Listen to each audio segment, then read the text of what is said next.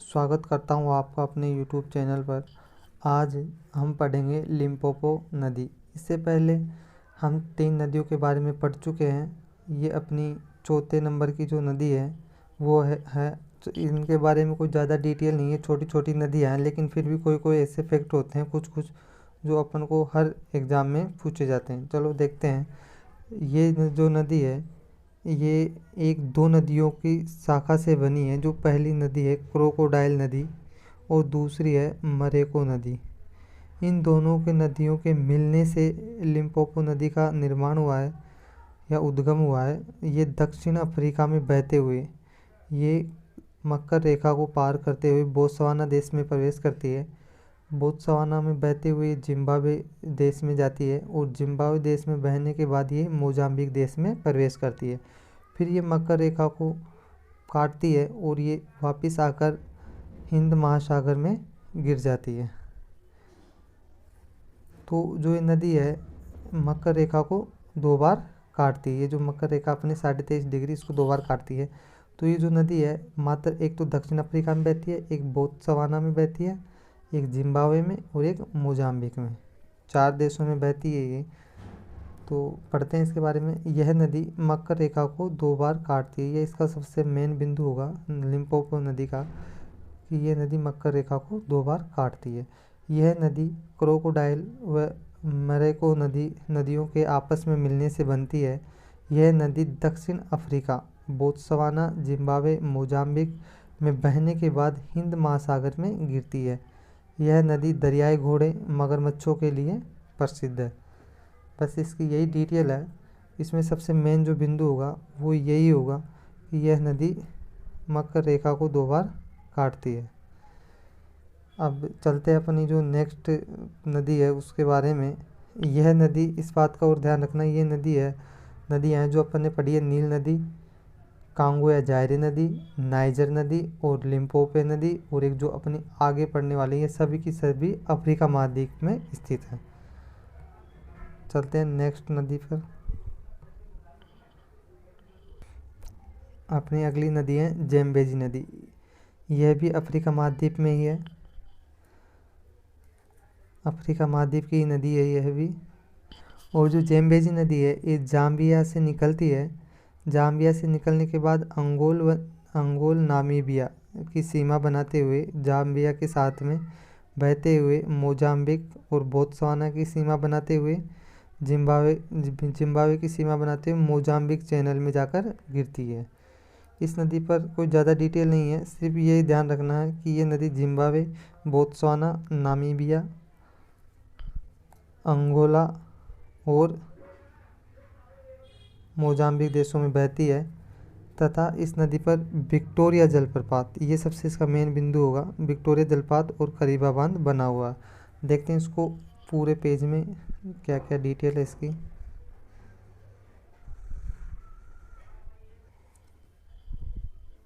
यह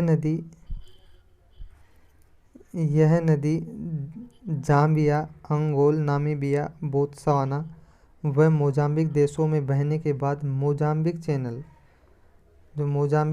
है इसमें जाकर गिरती है। जेम्बेजी नदी जाम्बिया व जिम्बाब्वे देशों की सीमा पर विक्टोरिया जलप्रपात, ये सबसे इसका मेन बिंदु होगा। जो जेम्बेजी नदी है ये जाम्बिया और जिम्बाब्वे जो 2 देश हैं इनकी सीमा पर एक जलप्रपात बनाती है जिसका नाम है विक्टोरिया जलप्रपात। ये और एक करीबा बांध स्थित है। सबसे मेन बिंदु इसका यही होगा कि ये जिम्बाब्वे देश की सीमा पर विक्टोरिया जलप्रपात बना हुआ है। चलते हैं नेक्स्ट।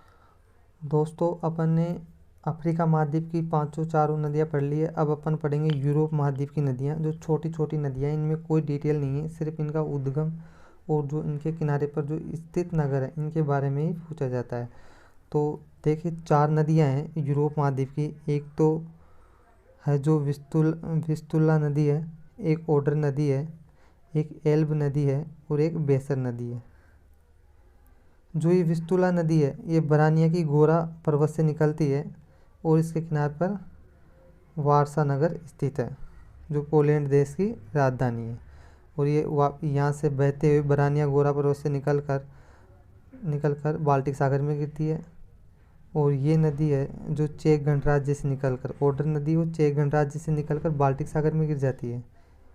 और जो ये एल्ब नदी है ये क्रोकोनास पर्वत से निकलती है, और इसके किनारे पर ड्रेसडेन नगर है और ये हैम्बर्ग नगर है, और ये उत्तरी सागर में जाकर गिरती है। और जो फल्डा और वरा नदियों के मिलने से एक नदी बनी है बेसर नदी, इसके किनारे पर ब्रेमेन नगर है और ये भी उत्तर सागर में जाकर गिरती है। इनकी एक एक डिटेल देखते हैं, जब जाके अच्छे से समझ में आएगा, क्योंकि पूरी एक साथ आ गई इस वजह से। देखते हैं इनकी एक एक डिटेल। सबसे पहले स्टार्ट करते हैं विस्तुला नदी।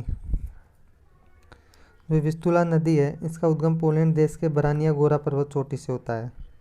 यह पोलैंड देश की राजधानी वर्सा से बहने के बाद बाल्टिक सागर में जाकर गिर जाती है। इसकी कोई डिटेल नहीं है। और नेक्स्ट,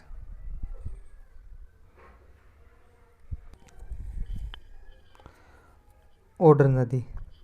यह नदी चेक गणराज्य के उच्च पर्वतीय भाग से बहकर पोलैंड व जर्मनी की सीमा बनाते हुए बाल्टिक सागर में गिर जाती है। इसकी कोई विशेषता भी नहीं है, सिर्फ ये याद रखना आपको तो कि ओडर नदी है यूरोप महाद्वीप में स्थित है। एल्ब नदी, इसका उद्गम चेक गणराज्य देश के क्रोकोनास पर्वत से होता है। यह यहाँ से चेक गणराज्य व जर्मनी देश में प्रवाहित होकर उत्तरी सागर में जाकर गिरती है। एल्ब नदी के किनारे जर्मनी का ड्रेसडेन नगर, ये याद रखना कि ड्रेसडेन नगर है वो एल्ब नदी के किनारे पर है जर्मनी का, जो चीनी मिट्टी के बर्तनों हेतु विश्व में प्रसिद्ध है।